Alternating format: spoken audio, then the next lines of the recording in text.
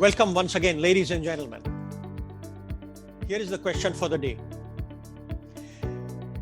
Ladies and gentlemen, the question is related to work from home versus work from office.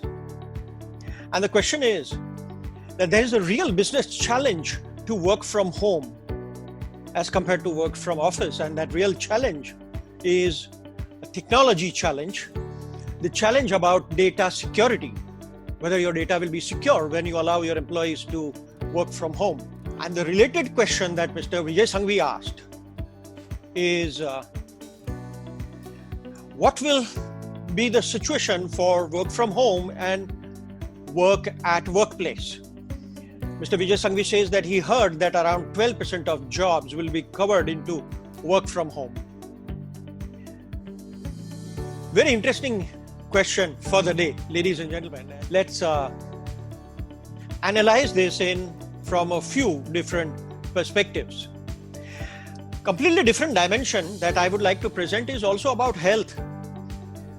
You know, when you are confined to a small little home, there is hardly any movement of your body, and that's not very good for human health.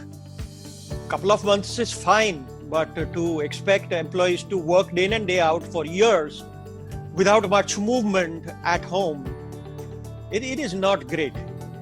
I think human being is not designed to sit at one place and work all the time. At least earlier there was that commute, there was that movement happening. Now if that is eliminated, it is certainly not good for human beings. We are going against the laws of nature, and this is why we are paying the price in terms of COVID. It is nothing but nature's response to us that humans, there are some corrections that you need to make in your approach to living. And work from home is certainly not a healthy option for humans because it might severely restrict human movements, resulting in great health issues later on in life. And by the way, there are systems and policies and processes and procedures which have to be created if work from home has to be successful. And unless and until companies are able to create that kind of structure, system, policies and processes, it will be counterproductive. At MasterClass, we also teach the system, structures, policies and processes that you need to design to make work from home a successful option. Here is my perspective number one, and this perspective comes from the MasterClass experience of observing many clients and their employees during this entire period of last 3.5 months plus. And whatever I am saying is in good faith, and it's just sharing of the experience that we have had. Whether you like to hear it or not, but I'm going to share whatever we have observed. So my observation number one is that work from home is generally not suitable for Indian culture, for the Indian work culture, the Indian employees. Now don't get me wrong, I am a very, very proud Indian, but every country has its culture. So for example, it might work very well with Japan, it might work very well in Germany, it might work pretty well in America. But generally, Indian employees are not as disciplined as the employees in Japan or, for example, even China. And for sure, they're not as disciplined as the employees are as in Germany, for example. Secondly, Indian employees generally do not take up 100% ownership and responsibility easily. This may be also perhaps Indian employers have not really trained them or not created a culture conducive to 100% delegation of work with 100% authority, power. Authority and responsibility both go together.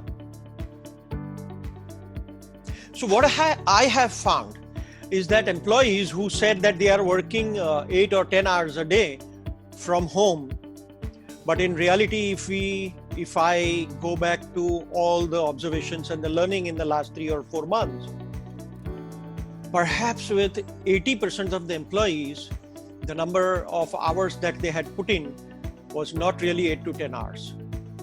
Chalo, let's keep it aside.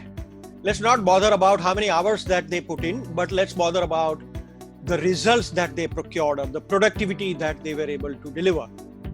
Even on that count, ladies and gentlemen, I was not happy with the observations on the productivity front or the results front. What I observed was that maybe except sectors like IT, where employees adapt to it very easily because they are geeks and they are IT savvy, and because there are project-related, deadlines and timelines, and if they have to complete it, whether at work, whether working from home or working from office. If a code has to be written and it has to be written in n number of hours, then whether working from home or working from office, perhaps employees who are committed will deliver that. But where the jobs are such that they cannot easily be measured in terms of the input time put in, that's where I think the productivity gains were at least not seen by MasterClass. Point number 2 is that it also depends on the degree of commitment that a person has. So for example, oftentimes, when I wanted to speak to my daughter, she said, "I'm sorry, Dad, but I'm working from home. Can we talk later in the evening?" And it happened many times. So the degree of commitment that she has for her work is exceptional. So unless and until we have employees with that kind of degree of commitment towards that work. Now, she is an associate vice president in a multinational company operating out of India, but they have offices across different countries as well.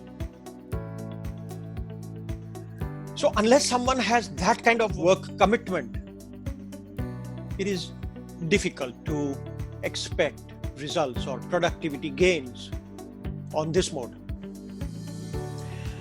The third point I want to make is that there is something called physical vibes, physical charisma that a leader has or a department head has.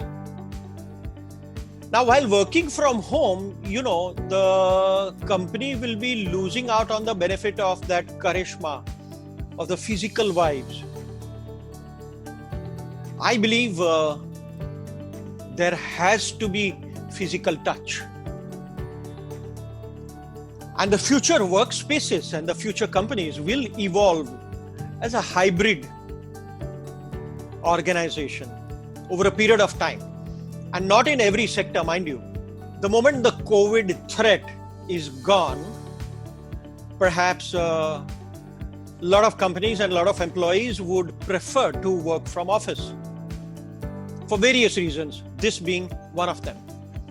There is a certain camaraderie, when people are working together.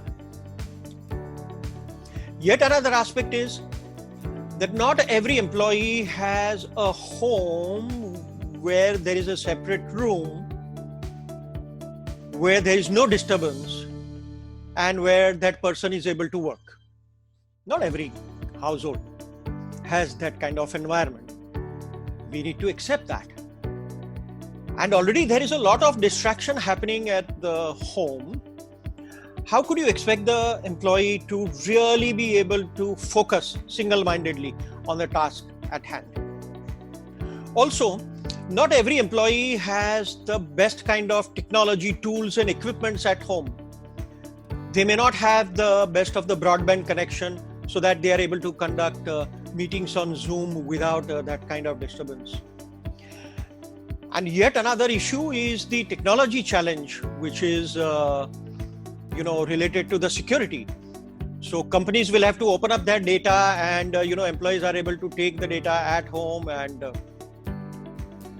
there could be security challenges related to that.